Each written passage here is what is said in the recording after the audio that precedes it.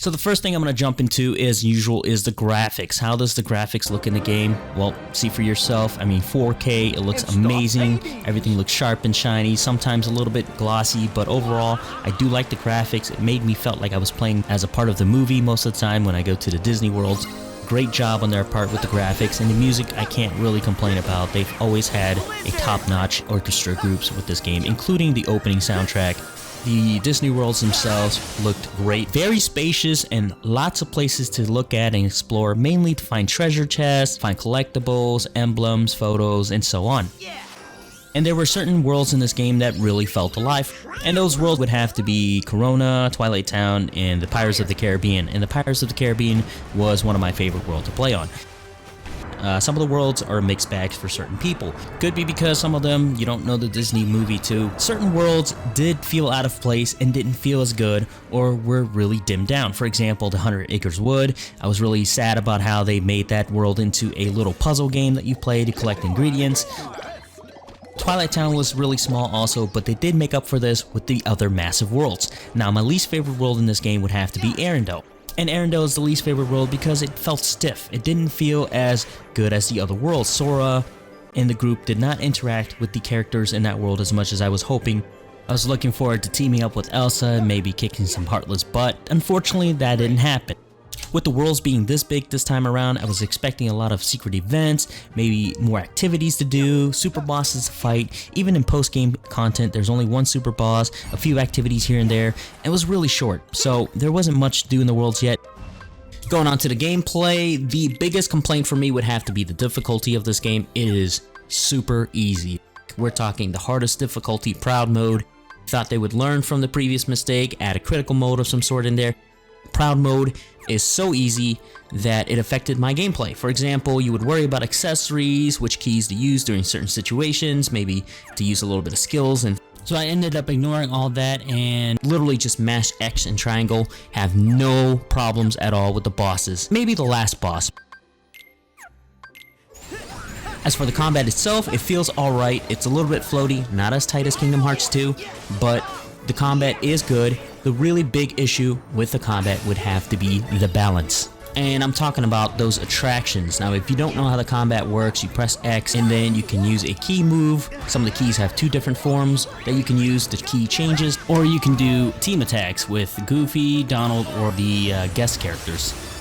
Attractions. Now, they look cool. They're fun to use at first. The novelty wears out after a while. There's a little cinematic that occurs when you use them. And when you do use them, you go through a ship ride, merry-go-round, teacup ride, and so on. Now, you also have the Link mode, which is summon in the game, and summons in the games are really powerful. Albeit there's not too many of them, the problem with that is that the attractions pop up much faster, they don't use full MP, so you kind of choose between which one to use. Why use links and summons when you can use attractions? They're always popping up. You can avoid them by pressing L2, but once you use it, you pretty much decimate everything around the entire area. Returning to Kingdom Hearts 3 is the flow mode. Now, if you've played the flow mode in the previous game, it is ridiculous, but now it's a little bit more tuned down, so it feels much better. The problem with the flow mode is that it is underutilized. Now, the great thing about this game is they added a lot of platform elements to it. They could have used the flow mode and added a lot more puzzles with it. There was only one time in this game I remember or recalling using it as a puzzle mechanic in Arendelle when you swing around those ice poles, and that was it. Using flow mode to traverse in the game at certain areas is fun, but at the end of the game you get something called glide, and you can just forget about the flow mode. Just toss that out the window. Aside from just the combat in the game, they've added a lot of mini games to the game. They've mastered none of it. It's a jack of all trades. Sometimes you'll be looking for things, sometimes you'll be having to do a certain quest for someone, or you'll go through a first-person shooter combat, or you'll do a search quest. So they've done a really good job at keeping the game from being too boring of just fighting and smashing X, and switch things up a bit. Another gameplay they added into the game is the Gummy Ship gameplay. Of course the Gummy Ship gameplay is in this game. This time around in this game, they've done a lot better with it. You can customize your own gummy ship as usual, and it's in 3D space, so there's a lot of places and big space to explore with the gummy ships. A lot of people do enjoy it, however, personally, it's not my favorite. And finally, I move on to the last thing about the game, which is the story. If you haven't been following the story of Kingdom Hearts, do not worry. There is videos or summaries out. There's a really good one that I suggest and recommend, which is the Good Enough Summary of Kingdom Hearts. Now that guy is funny. I definitely like his channel. The thing about this story is that it's very convoluted. If you don't know the characters or anything about the game and brought the game purely for Disney, you're going to be left out. You're going to be really confused. But if you must play the previous titles, I suggest getting the PS4 Kingdom Hearts collection. That will definitely help you out a bit.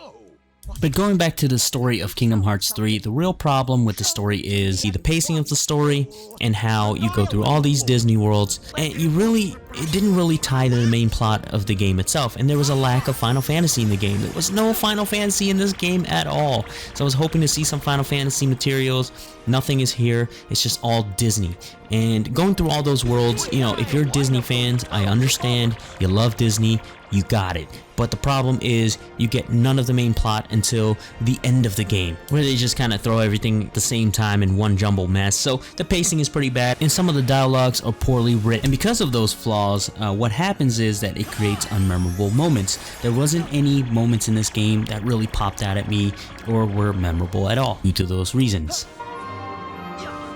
In conclusion, I am just really happy that they finished the saga. I'm looking forward to the future, where Square Enix learns that they should keep the game on all multi-platforms instead of system exclusivity, and give the story to everyone to enjoy, and we'll have to wait and see what happens. As for recommendations of this game, I would definitely recommend this game to Disney fans and people who are really die-hard Kingdom Hearts fans. But you must get the game. Go ahead and rent it. If you can't afford it, don't worry too much about it. Get the final mix when it comes out later on. Usually what they'll do is they'll go back to the game, add a lot of life improvement qualities to the game, a lot more content, and make it a better game. It's just unfortunate that they didn't get it on the first shot.